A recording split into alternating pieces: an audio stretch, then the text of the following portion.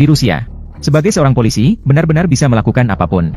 Prajurit tua yang baru saja pulang dari dinas hanya lewat kota kecil itu dengan berjalan kaki. Tiba-tiba dihadang oleh polisi setempat. Saat melihat situasi, Kakak Qiang segera mengeluarkan kartu identitas militernya. Namun pihak lain tetap ingin memeriksa barang bawaannya. Jelas sekali kedua orang ini tidak memiliki niat baik. Namun Kakak Qiang yang bijaksana tidak ingin menciptakan masalah. Melainkan dia bekerja sama dengan pemeriksaan.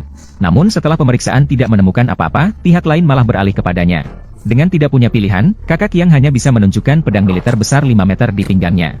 Sekali lagi menegaskan identitas militernya. Tak disangka tindakan ini justru memberi kesempatan pada kedua orang itu. Langsung ingin membawa dia ke kantor polisi dengan tuduhan membawa senjata ilegal. Pada saat itu Kakak Qiang baru menyadari. Mereka hanya melihatnya sebagai orang asing di kota kecil tersebut.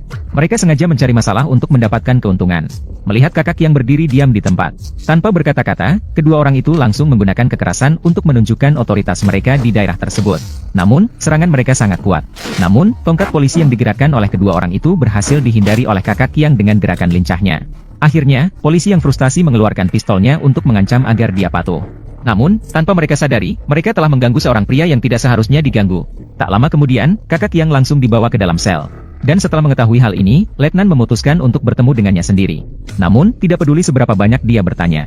Kakak Qiang tetap tenang berdiri di tempat tanpa mempedulikan dia. Kini Letnan tidak bisa menahan malu. Dia langsung memukulnya dari belakang dengan keras. Namun, dia terkejut menemukan bahwa pukulan itu hanya membantu meredakan ketegangan ototnya sedikit. Hal yang paling aku benci adalah ketika orang lain menatap saya.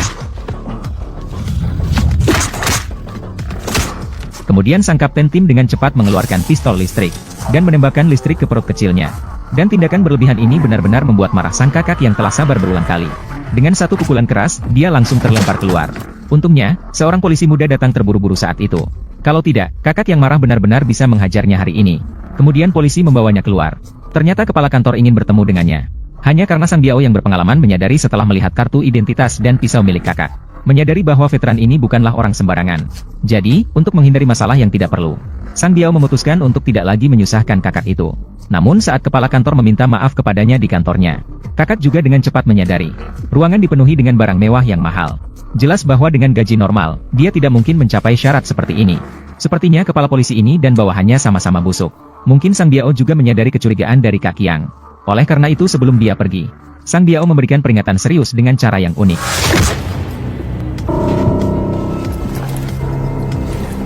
Pergilah, Xiao Qiang, semakin cepat semakin baik. Lebih baik kamu melupakan semua yang terjadi hari ini. Tidak disangka, saat Kak Qiang baru saja keluar dari kantor, dia berpapasan dengan seorang gadis muda yang cantik. Dan saat mata mereka bertemu, Kak Qiang teringat bahwa dia adalah pelayan di sebuah bar. Namun Kak Qiang tidak terlalu memikirkannya. Tidak disangka, Sang Biao malah tertarik pada Mina yang datang untuk urusan bisnis. Tolong, jangan lakukan ini. Apakah kamu tahu? Di kota kecil ini, tidak ada yang berani menolak saya. Di sini, Kak Qiang baru saja keluar dari kantor polisi. Dia menyadari bahwa MP3-nya tertinggal di kantor kepala kantor. Maka dia kembali lagi. Tidak disangka ketika baru membuka pintu kamar, dia melihat pemandangan yang tidak bisa dijelaskan. Melihat ekspresi wajah memohon dari Meina. Awalnya, Kakak Qiang yang penuh keadilan tahu dia tidak bisa diam saja. Kepala kantor yang kehilangan minat juga sangat tidak senang. Tanpa ragu-ragu, meminta Qiang mengambil MP3 dan segera pergi. Namun dia tidak menyadari bahwa saat itu Qiang sudah mempersiapkan diri untuk pertarungan. Siap untuk bertarung. Kamu tidak mendengar. Aku menyuruhmu untuk segera pergi. Pegawai toko muda dan cantik datang untuk menangani urusan terkait. Namun malah membuat kepala kantor yang haus akan kekuasaan menjadi tergoda. Karena Meina sangat takut dengan posisi lawannya. Sehingga pada saat itu, dia sama sekali tidak berani memberontak. Melihat bunga yang baru mekar setelah 18 tahun akan segera tertanam di kotoran sapi. Pada saat yang genting, seorang veteran yang baru pulang tepat waktu membuka pintu dan masuk. Melihat ekspresi wajah memohon dari Meina.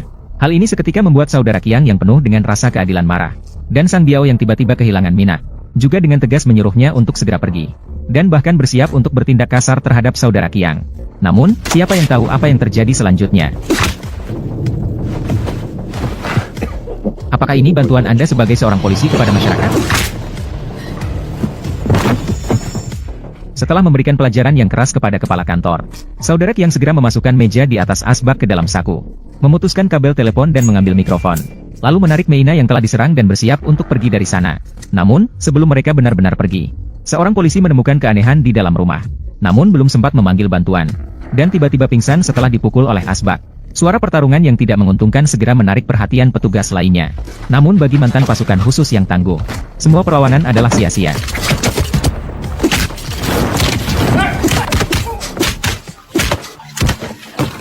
Dengan mudahnya dia mengatasi mereka tanpa kesulitan. Melihat kebingungan Mina di sampingnya, dia berencana untuk membawanya keluar dari pintu belakang dengan cepat. Tapi tanpa disengaja, mereka malah masuk ke kantor lain. Bagaimana kamu tahu kami kekurangan satu orang? Sebelum ketiganya yang bingung bisa memahami situasinya, sang kakak tiba-tiba melancarkan serangan pertama. Dengan cepat dia mengirim mereka ke tidur yang nyenyak.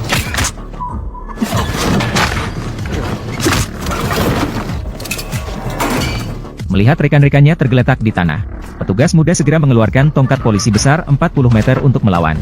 Tapi sebenarnya tidak berguna sama sekali. Meskipun terlihat menakutkan, tapi tak disangka baru saja keluar dari rumah, mereka bertemu langsung dengan wakil kepala polisi. Karena sudah sampai pada titik ini, sudah datang juga. Jadi, jangan pergi.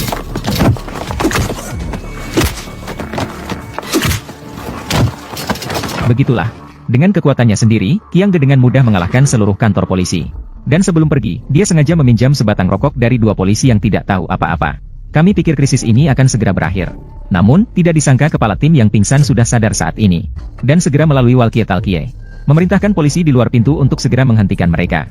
Namun akhirnya Qiang Ge menarik mereka dengan paksa.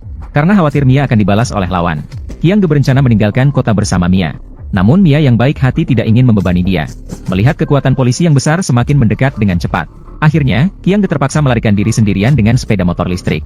Namun tidak lama kemudian mobil polisi dari belakang mengejarnya. Dan dia masih memegang senjata dan menembakinya dengan liar. Untungnya, saudara Qiang bereaksi cepat. Dengan gerakan lincah, dia berhasil menghindari tembakan yang datang tepat waktu. Namun, ternyata di depan adalah jalan buntu. Jadi, saudara Qiang memutuskan untuk meninggalkan mobil dan melompat keluar. Akhirnya, dia berhasil lolos dengan selamat dari bahaya. Sementara itu, kepala tim kecil yang mengejar habis menembakkan semua pelurunya. Maka, saat lawan beralih ke pistol, saudara Qiang segera naik ke traktor dengan kecepatan maksimum. Sementara itu, petugas polisi juga datang dengan mobil patroli dari arah lain. Melihat situasi, kepala tim langsung masuk. Namun, dalam sekejap, saudara Qiang menekan mereka dengan traktor. Awalnya berencana untuk menambah gas dan melepaskan diri secepat mungkin. Namun, saudara Qiang sama sekali tidak mengikuti aturan main. Malah, dia perlahan mengangkat lengan derek. Akhirnya berakhir tragis.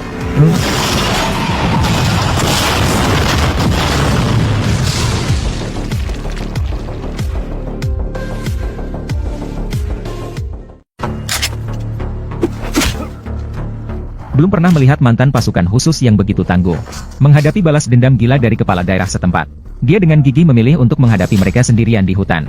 Dan pengalaman tempur lapangan yang kaya telah memberikan dampak yang besar pada mereka. Setelah beberapa kali pertempuran, kepala daerah menjadi marah. Tanpa ragu, mereka segera mengatur pasukan untuk mengejar sang kakak. Namun tak disangka, sang kakak dengan cerdik menggunakan taktik untuk membalas. Secara tiba-tiba membuat beberapa orang yang bertugas merawat korban terkejut. Sang kakak yang baik hati jelas tidak ingin memulai pertempuran besar. Karena semua konsekuensi ini disebabkan oleh tindakan sepihak sang kepala daerah. Membawa korban segera kembali ke kantor. Jangan pernah kembali. Namun sang kepala daerah bertekad untuk menghancurkannya. Akhirnya, sang kakak terpaksa bermain permainan buru-buru dengan mereka. Sehingga membuat lawan tahu betapa sulitnya dan mundur.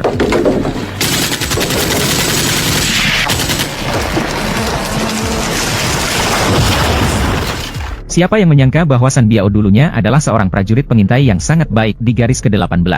Oleh karena itu, dengan sedikit kesadaran pengintaian yang tersisa, San Biao segera menemukan jejak-jejak kecil di tanah. Intuisinya memberitahunya bahwa Qiang Ge pasti berada di sekitar sana. Maka dengan cerdik, keduanya segera bersembunyi di tanah untuk menunggu. Mereka mencoba untuk membuat Qiang Ge terjebak dengan cara menunggu di tempat. Ternyata rencana itu berhasil. Tak lama kemudian, mereka menemukan Qiang Ge tanpa kesiapan. Hatinya berdebar-debar dan tangannya gemetar. Semua perjalanan tidak sia-sia. Bersamaan dengan suara tembakan, perut kecil Qiang Ge tidak sengaja tertembak. Telinga yang sama-sama cacat juga ditusuk dengan garpu besi sehingga terbentuk lubang. Namun akhirnya, Qiang Ge berhasil menghindari hujan peluru meskipun dalam kesakitan yang luar biasa. Namun ketika Sang Biao dengan hati-hati melangkah melewati perangkap yang telah disiapkan sebelumnya, Sang Qiang, yang muncul seperti hantu tanpa jejak, tiba-tiba muncul di belakangnya. Tidak mengherankan, Sang Qiang, yang mahir dalam pertarungan jarak dekat, dengan mudah berhasil menaklukkan Sang Biao. Namun sampai saat ini, dia masih ingin memberinya kesempatan untuk memperbaiki kesalahannya. Dengarkan baik-baik, jika kamu tidak pergi, akan ada lebih banyak orang yang terluka. Awalnya, mereka pikir masalah ini akan segera berakhir. Namun tanpa disadari, justru karena kebaikan hati Sang Qiang, akan membuatnya terjebak dalam kesulitan yang tak terhindarkan. Karena sebagai bagian dari suku pejuang, Sang Biao tidak hanya tidak memilih untuk mundur, malah menggunakan hubungan untuk mendesak pengiriman helikopter. Beruntung suara deru yang keras membuat Sang Qiang siap sedia sebelumnya. Namun untuk lolos dari pemeriksaan lawan di tanah terbuka, memang agak sulit. Tiba-tiba, sebelum sebatang rokok pun habis. Sangat mengejutkan ketika Sang Biao menemukan Qiang Ge sedang minum di tepi sungai. Untungnya, jarak antara keduanya agak jauh, sehingga tembakan Sang Biao meleset dengan sempurna. Namun, Qiang Ge yang sedang melarikan diri segera berada dalam situasi sulit. Meskipun dia nekat melompat dari tebing pada menit terakhir, namun, punggungnya yang kuat tidak sengaja tertembak. Akhirnya, setelah berputar 9.947 kali di tebing, dia jatuh ke air dengan keras. Sang Biao tidak mengendur sedikit pun saat melihat situasi tersebut. Dia memerintahkan pengemudi untuk terus melayang di udara, untuk memastikan apakah Qiang Ge telah dibunuhnya. Tidak disangka, 5 jam berlalu begitu cepat. Namun, Sang Biao tidak pernah menemukan jejaknya. Akhirnya, dia pergi dengan lega. Tanpa dia sadari, Qiang Ge sebenarnya tidak mati dalam bencana ini. Dia beruntung ditemukan oleh seorang pemuda berusia 80 tahun di tepi pantai. Lebih kebetulan lagi, orang yang menyelamatkannya ternyata adalah kakek kandung Meina yang sedang mengungsi di pedesaan.